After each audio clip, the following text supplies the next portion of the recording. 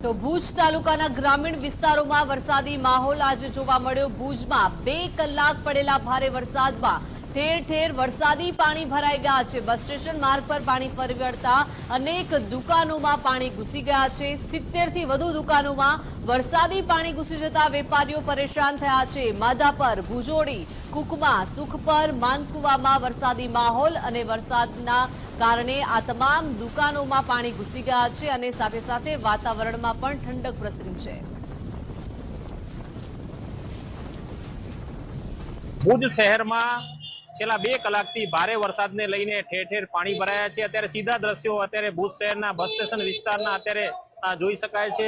આ bus station વિસ્તારમાં ઘૂંટણડોબ અત્યારે પાણી ભરાયેલો અત્યારે જોવા મળી રહ્યો છે। ખાસ કરીને અત્યારે જોવા જઈએ તો દુકાનોમાં પણ પાણી ભરાયેલા અત્યારે જોવા મળી રહ્યા છે અને અત્યારે દર વર્ષે આ જ પરિસ્થિતિ અત્યારે જોવા મળી રહી છે। અત્યારે સીધા દ્રશ્યો અત્યારે જોઈ શકાય છે। ખાસ કરીને અત્યારે જોઈ શકાય છે કે ભુજ શહેરના બસ સ્ટેશન વિસ્તાર છે જ્યાં પાણી ભરાયેલા નજરે પડી રહ્યા છે। વાહન ચાલકોને પણ પારાવાર હાલાકીનો સામનો કરવો પડે તેવી પરિસ્થિતિ અત્યારે જોવા મળી રહી છે। અત્યારે સીધા દ્રશ્યો ભુજ શહેરના બસ સ્ટેશન વિસ્તારના છે અને દરેક દુકાનોમાં અત્યારે પાણી ભરાઈ ગયા છે અને પારાવાર હાલાકીનો સામનો કરવો પડે તેવી પરિસ્થિતિ અત્યારે જોવા મળી રહી છે।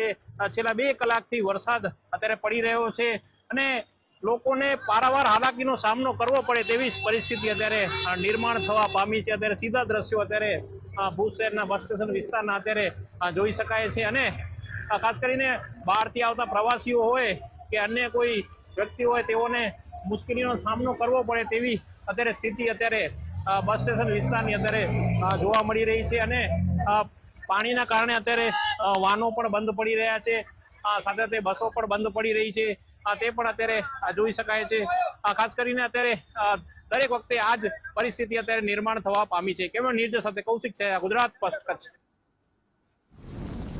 તો કચ્છમાં વાદળછાયા વાતાવરણ વચ્ચે એકાએક વરસાદનું આગમન થઈ ગયું છે। પૂર્વ કચ્છના ગાંધીધામ વિસ્તારમાં વરસાદી માહોલ, અસહ્ય ગરમી અને ઉકળાટ બાદ વરસાદનું આગમન થયું। વરસાદને લઈને નાગરિકોને ગરમીથી રાહત મળી છે। ભુજમાં વરસાદનું આગમન અને સાથે સાથે ગ્રામ્ય વિસ્તારમાં પણ વરસાદી માહોલ આજે જોવા મળ્યો છે।